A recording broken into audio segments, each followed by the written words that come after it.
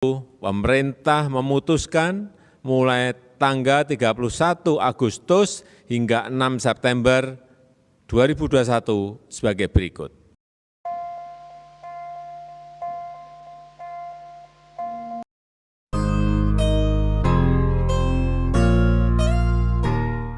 Oke, halo seperempat jalan teman-teman semua. Balik lagi dengan kita di sini di channel Seperempat Jalan ketika angka memaksamu dewasa. Oke, hari ini kita bareng Mas Tama lagi dari ownernya Kedai Kosim. Terima kasih Mas Tama yang sudah menyempatkan untuk waktunya bisa ngobrol dan ketemu dengan kita lagi. Thank you juga sudah datang ke sini. Bener, itu Mas. Nggak apa ya? Iya, nggak apa-apa. Sudah vaksin. Sudah vaksin, sudah memenuhi persyaratan. Ya, walaupun vaksinnya pun juga sedikit dipaksa untuk memenuhi aturan pemerintah. Okay. Ya, kita sebagai warga negara yang baik kan, yang harus baik. mematuhi aturan anjuran dari pemerintah. Benar, ya kan? Kayak gitu, Mas. Walaupun dipaksa seperti apa ya akhirnya jalan lah. Ya. Dengan berlapang hati. Toh pemerintah juga intinya untuk kebaikan kita. Untuk kebaikan bersama. Kebaikan bersama, katanya kan seperti itu. Katanya sih, Mas. Komisaris.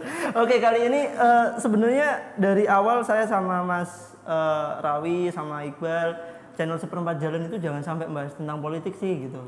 Saya udah apa namanya menggarisbesari gitu. Jangan sampai kita terjun ke dunia politik atau bahas tentang politik. Tapi keadaan sekarang banyak request yang masuk nih Mas Tama. Minta dibahas tentang politik. Benar, dan ini kita punya tema, yaitu kali ini temanya adalah bagaimana UMKM bertahan di era pandemi dan PPKM yang terus diperpanjang.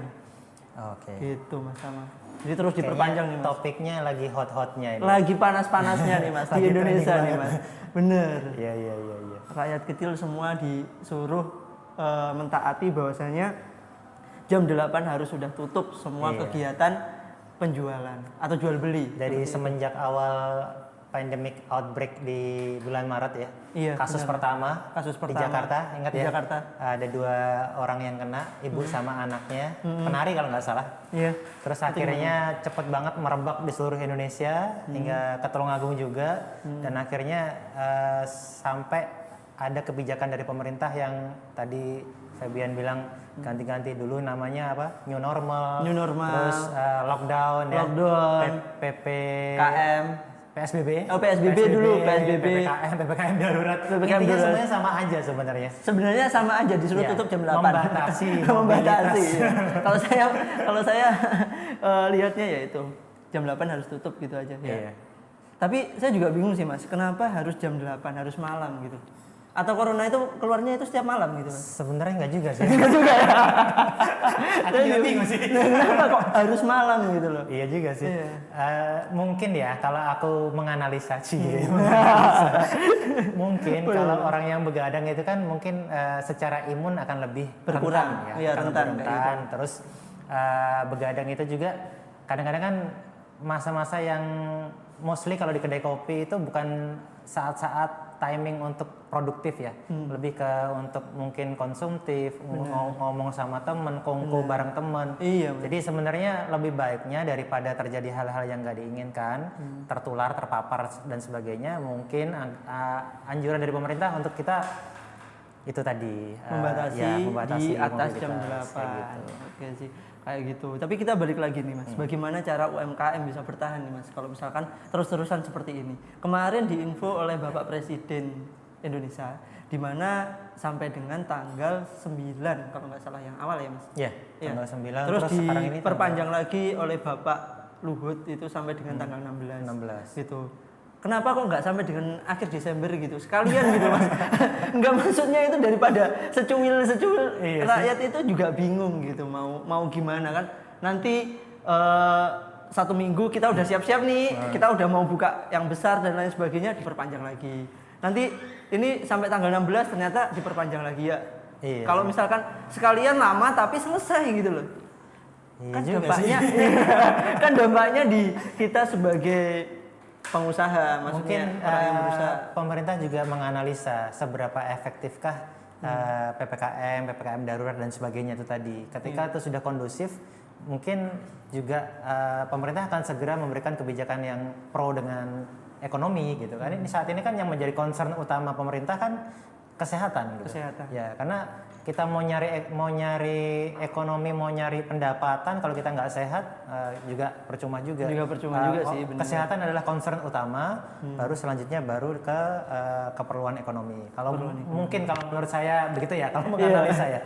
Iya, ini Terus juga ya tentu saja itu nggak pro dengan UMKM, termasuk saya sendiri yang Kedai Kosim. memiliki Kedai Kosim sebagai ownernya Kedai Kosim. Ini untuk sales per hari juga pastinya drop banget. banget. Ya semua lini sih Mas, penjualan semua lini. Nah ini sebagai contohnya dari Mas Tama sebagai ownernya Kedai Kosim yang mungkin mewakili dari UMKM di daerah Tulungagung ya, bagaimana ini Mas? Untuk menyikapi selama ini PPKM terus diperpanjang dan lain sebagainya ini Mas. Jadi pandemi ini sendiri dengan adanya kebijakan dari pemerintah itu membuat kita jadi membatasi jam operasional, terus distancing ya, jaga jarak. Jadi artinya kita mengurangi kapasitas pengunjung yang masuk. Gitu. Terus belum lagi nanti mental breakdown ya, kena mental bener. Para pengusaha customer yang datang terus tiba-tiba digeruduk sama gugus tugas gitu kan. Jadi kan akhirnya jadi buru-buru, jadi nggak nyaman, jadi bingung, akhirnya ya kan? mau gimana pun, nanti kalau malam jangan-jangan ini lagi razia sama Satpol PP, jangan-jangan kena swab darurat yang tadinya mungkin flu biasa, jadi kan swab itu kalau nggak salah ada beberapa yang bilang kalau kita nggak fit lebih baik nggak usah swab. Sampai ada anggapan seperti itu kan kemarin, sampai ada seperti itu. Jadi intinya ada opini dari masyarakat seperti itu ya Mas ya. Akhirnya jadi nggak nyaman customernya itu jadi segan gitu, jadi sungkan untuk datang ke coffee shop. Dan akhirnya dampaknya ke sales kita jadi drop 80% dropnya. Kayaknya saya ada sebutan baru kepanjangan dari PPKM. Apa tuh? Tapi nanti setelah video tayang ini nanti ditutup sama Google. PPKM, para pengusaha kena mental. Iya. Masuk. Mohon maaf untuk semuanya. Ya semoga bisa tetap tayang. Para pengusaha kena mental. Jadi di sini mental pengusaha benar-benar benar-benar ditata banget ya Mas ya. Kayak memang mereka mentalnya benar-benar diuji di sini gitu. Iya. Apakah mereka akan down? Apakah mereka akan tetap stay dan bertahan? Ya. Gitu. Jadi mau survive, sustain atau mau mengalah itu pilihan. Gitu. Atau pasrah dengan keadaan. Pasrah dengan keadaan itu juga. Kadang kan ada yang seperti itu. Udah pasrah dengan keadaan gitu. Biar Allah yang membalas gitu. Nggak gitu juga ya. Oke. Yang saya tanyakan nih Mas, bagaimana survive dari Kedai Kosim selama ini? Gimana dari mulai kita PPKM jadi berjalan sampai dengan tanggal 15 itu. Sampai tanggal 16 ya. 15 ini hari ini ya. 15 ini hari ini. Okay. Sampai dengan hari ini gimana survive dari Kedai Kosim? Jadi setelah sales kita drop itu 80% itu, dan sempat kita bahas juga di video yang sebelumnya ya. Benar. Kita mencoba untuk bertahan dengan 20%. 20%. Hanya 20%, gimana caranya kita bisa memutar cash flow 20% tadi untuk bisa paling nggak survive dan sustain, bertahan terus di era pandemi ini. Jadi kita shifting, kita bergeser, kita mencoba untuk bermain yang tadinya B2C jadi B2B, business to customer jadi business to business. Business to businessnya coffee itu gimana? Kita bikin roastery, kita nyangrai sendiri, terus kita mensuplai kebutuhan coffee shop lain. Terus sebenarnya budaya ngopi itu nggak hilang sih. Demand akan permintaan fresh coffee bean itu tetap inelastik. Inelastik itu artinya nggak terpengaruh dengan pandemi. Banyak orang di PHK tapi tetap ngopi. Tetap ngopi. Biar pikirannya juga fresh gitu. Nggak memikirkan PHK-nya tadi. Jadi semakin banyak home brewer sekarang, kita menyebutnya home brewer. Semakin banyak pengopi-pengopi rumahan. Jadi mereka beli alat sendiri. Alat mungkin hanya sekitar 100.000 sampai 400.000-an, mereka bisa nyeduh sendiri di rumah. Artinya banyak yang ngopi tapi sudah the changing culture ya, budayanya sudah berubah. Mereka nggak lagi nongkrong, nggak banyak nongkrong sih masih ada, nggak banyak nongkrong di coffee shop, tapi sudah ada beberapa pengopi yang ngopinya dari rumah. Mereka beli alat sendiri, terus nyeduh sendiri. Jadi artinya ada permintaan di situ. Akhirnya kita mulai bergeser, kita ngerosting sendiri, terus kita jualan fresh roast coffee bean. Gitu ya. Jadi benar-benar kita muter otak lagi nih Mas. Setelah ada pandemi kita udah muter otak lagi. Setelah ada pandemi masih ada PPKM yang dibatasin pada saat kita kegiatan ataupun kita berkerumun dan lain sebagainya kita dibatasin. Kita muter otak lagi dan semoga setelah ini tidak perlu kita memutar otak lebih parah. Soalnya otaknya udah terlalu keputar Mas. Takutnya kalau puter terus menerus nanti nggak bisa balik. Susahnya di situ. Oke Mas, untuk harapan kedepannya nih Mas, untuk apa namanya dari Mas Tama sendiri setelah PPKM selesai. Kan target dari visi dan misi saya juga tahu persis Kedekosim sangat punya visi misi panjang kedepannya. Dan juga beberapa yang kemarin Mas Tama sudah cerita, teman-teman yang mau join dan bergabung dengan Kedekosim Express baik Kedekosim franchise yang berikutnya mengalami bukan tidak jadi GO tapi masih di hold dulu karena masih momen seperti ini gitu Mas. Untuk kedepannya gimana Mas harapannya? Kedepannya sebagai ownernya ya kita pengennya tetap terus stick pada grand plan kita ya, rencana besar kita. Jadi kita tetap misinya sih yang berubah, visinya sama. Misi itu kan untuk mencapai visi ya. Benar. Jadi karena keadaan yang berubah, misinya pun harus disesuaikan gitu. Jadi menyesuaikan dengan strateginya keadaan yang menyesuaikan. Sekarang kita lebih banyak mengutilisasi platform-platform digital, marketplace, kemudian lebih banyak soft selling di media sosial, hard selling ke marketplace dan toko online kayak gitu. Itu kita lebih banyak ke situ karena itu sekarang jadi backbone-nya coffee shop, jadi tulang punggungnya coffee shop. Nggak banyak sekarang yang datang ke kedai kopi. Ada beberapa sih yang tetap banyak sih, tapi rata-rata sudah mulai berubah budayanya. Akhirnya harapan kita pengen tetap survive. Ya caranya kita menyesuaikan strategi penjualan kita, terus kita mulai nggak bermain di outlet besar yang kapitalnya besar, dimana kalau kapitalnya besar pasti resikonya juga besar gitu ya. Dulu kan kita kalau bikin bisnis plan gitu ratusan juta capital investmentnya. Sekarang ini kita bermain di outlet kecil dan enaknya outlet kecil ini kita bisa lebih melebarkan sayap. Ibarat kalau dulu kita mancing ikan kakap ya, ikan besar, sekarang ini kita jaring. Gitu. Ya kita menjaring tapi dapatnya banyak. Gitu. Amin. Insya Allah. Luar biasa. Jadi bermain outlet kecil, kita menyebutnya UKM, usaha kecil miliaran. Oke. Usaha kecil miliaran. Insya Allah. Jadi bermain kecil tapi banyak gitu kan. Kalau bisa goes on street gitu, kita bikin booth di mana-mana dan alhamdulillah udah mulai banyak yang nanya dari berbagai macam daerah dan kita mulai merespon itu. Kita bekerja sama dengan pebisnis pemula kayak gitu. Nah, kopi saya sudah datang. Oke, ini terima ada kasih. barista juga ya. Iya, terima kasih. Japanese style. Terima kasih, Silva. Oke. Oke, jadi teman-teman kalau misalkan mau nongkrong di Kedekosim pusat ini juga masih buka, Kedekosim 2 juga masih buka ya Mas ya. Dan ditunggu nanti GO-nya di Kedekosim yang lain. Gitu. Insya Allah, amin. Mohon doa restunya. Oke, selain PPKM ini mempengaruhi terkait kinerja sebagai pengusaha nih Mas, PPKM juga membuat kita jadi ekstra berpikir lebih daripada sebelumnya. Jadi kalau misalkan nanti selesai PPKM, kayaknya hikmah yang diperoleh dari pengusaha, mereka sudah siap dengan badai-badai berikutnya. Iya, betul. PPKM ini yang saya bilang juga di video yang sebelumnya ya. Ibarat badai di samudra gitu. Semuanya kena dampaknya. Perusahaan besar pun kena dampak dari PPKM ini. Mereka kapalnya besar, perusahaan besar. Yang small medium enterprise atau UMKM kapalnya kecil atau sampan. Sama-sama kena badai. Tugasnya gimana caranya tidak karam. Ya, yang saya juga bilang kita tuh karam bukan karena air yang ada di sekitar kita, tapi air yang masuk ke dalam kapal kita. Jadi ibarat karat ya, karat besi.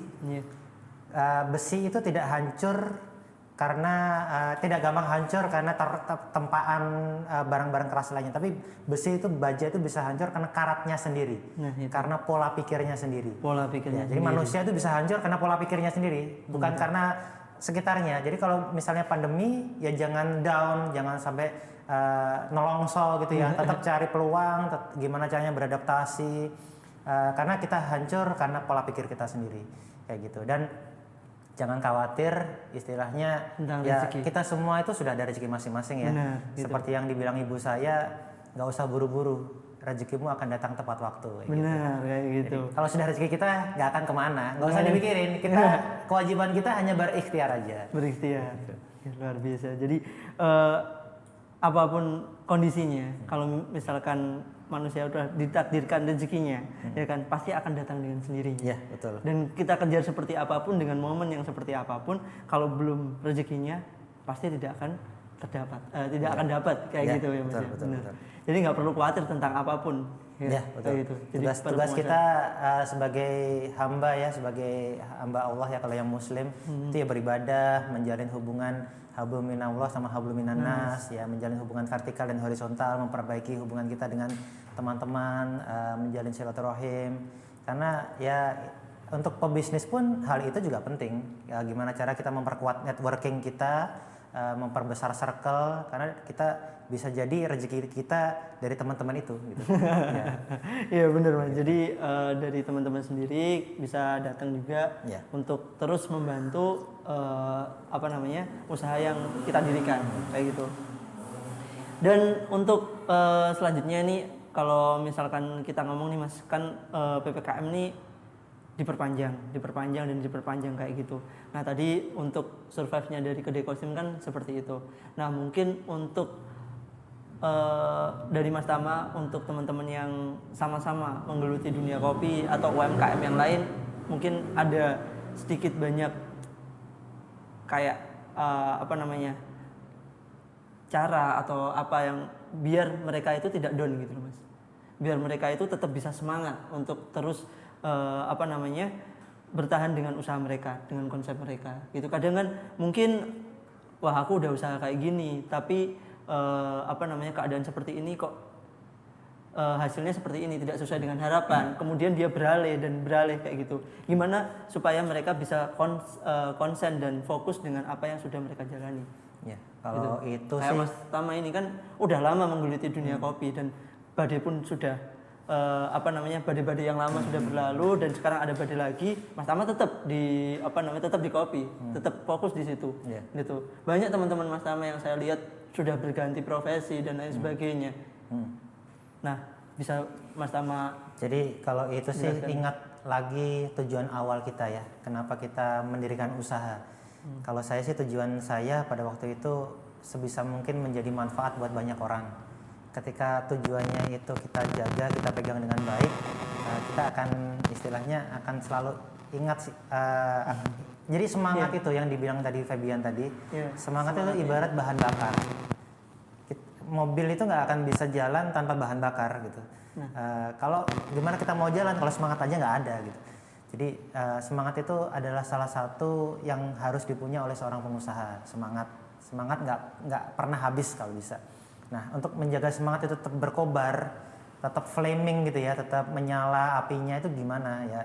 Ingat lagi tujuan awalnya kita mendirikan usaha itu untuk apa? Untuk keluarga kita, untuk memenuhi untuk membuka lapangan pekerjaan, untuk karyawan, untuk keluarga karyawan kita. Jadi yang banyak yang mendapatkan benefit dari dibukanya sebuah usaha. Kita membuka lapangan usaha itu insya Allah itu adalah tujuan yang mulia. Jadi kembali lagi ke tujuan itu, tetap jaga semangat. Kalau saya sih, saya mulai dari hobi. Kebetulan saya suka kopi karena saya usaha kopi karena saya suka kopi. Jadi kalau ketika kita suka, ketika kita senang ya, jatuh cinta dengan sesuatu, kita kan akan walaupun jatuh bangun, kita akan berusaha sebisa mungkin untuk memperoleh apa yang kita sukai, apa yang kita cintai. Jadi kita akan melakukan yang terbaik walaupun up and down, walaupun kita kena badai, kita melakukannya dengan senang hati. Senang hati itu juga salah satu dari bagian dari semangat gitu. Kalau kita senang, jadi kita jadi semangat walaupun Semangat jatuh, untuk ngerjakan. tapi kita tetap senang gitu. Kita harus mendapatkan itu, kita senang gitu. Kayak gitu sih. Jadi jaga semangat itu bahan bakar dan kembali lagi ke tujuan awal. Kalau saya pribadi lihat Mas Tama nih, orangnya kan multi talent ya. Saya lihat sih pribadi multi talent, banyak yang bisa Mas Tama kerjakan selain di dunia kopi. Apapun itu. Saya pernah lihat Mas Tama di kampus juga ngisi jadi dosen, kemudian ngisi webinar, terus punya skill yang dulu Mas Tama kuliah di Universitas Presiden University itu. Pernah jenuh nggak Mas dengan keadaannya sekarang? Dengan keadaannya sekarang pandemi seperti ini agak drop sales dari Mas Tama. Pernah nggak untuk ingin belok arah lagi gitu? Hampir ya. Hampir? Ya, hampir pernah. Hampir pernah. Ketika diskusi sama istri, gimana ya kok pandemi gini-gini aja ya. Ya, ke pandemi gini-gini aja. Kadang kan pernah mengalami jenuh seperti Ya, itu. ya ketika kita curhat sama orang terdekat kita, istri ya. Kadang-kadang nggak dapat jalan keluar. Ya jalan keluar itu kan hanya dari Allah ya. Benar. Kita sebagai manusia kan wajibnya ikhtiar. Tapi ikhtiar itu salah satunya lewat diskusi tadi. Ketika diskusi itu mungkin nggak menemui jalan keluar, ya curhatnya sama Allah harusnya gitu. Nah ketika saya curhat dengan orang terdekat salah satunya istri saya, ketika nggak menemukan jalan keluar langsung pada saat itu juga, itu sempat ada putus asa. Putus asa. Ya wajar lah, manusiawi ya. Iya, manusiawi.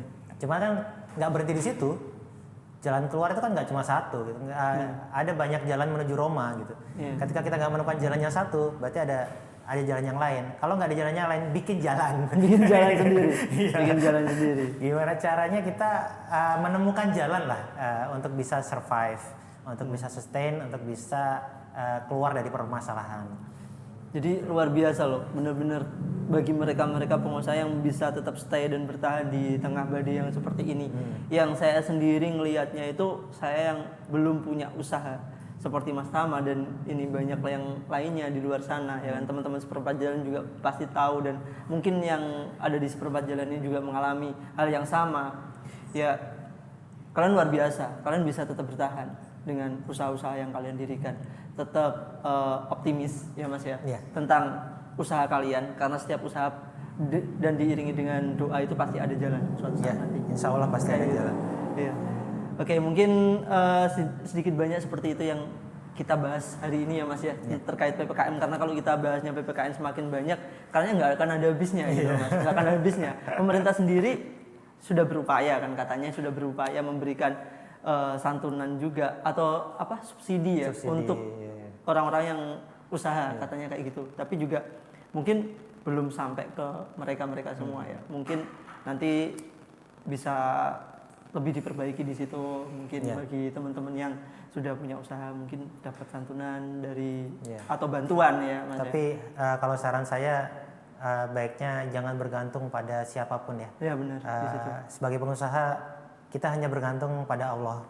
Jadi kalau kita ada target, ada keinginan, ada objektif yang ingin dicapai, curhatkan, bikin proposalnya itu sampaikan kepada yang punya segalanya. Kita nggak bisa minta sama manusia gitu. Kita minta sama yang punya segalanya, bos dari segala bos kayak gitu. Bener. Titik akhirnya pada itu, pada itu yang di atas.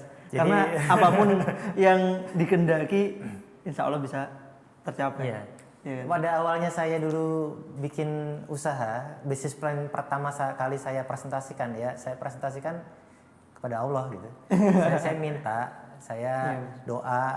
Nih buat teman-teman seperempat jalan yang pengen membuat usaha dan yang belum yakin dengan keadaan sekarang, mungkin bisa simak video ini sampai habis ya kan Mas. Dan ini dari Mas Tama, gimana proposalnya disampaikan. Dan ada waktu-waktu yang mustajab untuk kita berdoa. Itu semua mungkin sudah diajarkan ya oleh ustadz-ustadz kita, oleh para ulama. Ada waktu-waktu yang mustajab yang dimana itu istilahnya prime time-nya. Kalau kita minta itu sama waktu yang pas banget, waktu yang paling tepat.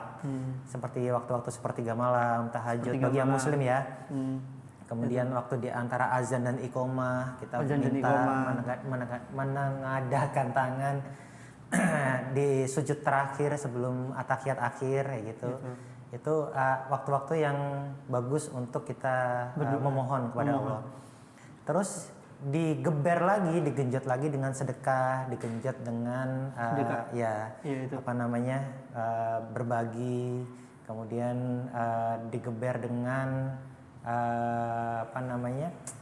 ibadah-ibadah yang lain, didorong dengan ibadah-ibadah yang lain. Jadi insya Allah dari situ nanti ada aja, somehow ada aja jalan. Ada aja jalan. Dan perbaiki hubungan dengan teman-teman yang lain, itu nanti akan membawa jalan atau info untuk kita terus bisa berkembang gitu. Luar biasa. Saya juga di sini bersyukur bisa ngobrol sama Mas Tama. Juga hari ini juga sudah lengkap. Mas Iqbal juga sudah datang, Mas Rawi juga udah datang. Hari Mas ini Iqbal mau nikah ya? Iya katanya. Mau lamaran Mas. Mau lamaran. Congratulations 1 demi 1. Kita seperempat jalan akan menikah. Kapan ya Bian? Wah ini bahaya. Jangan. Ya, di suatu segmen nanti akan dibahas ya kayaknya. Nanti lah. Oke.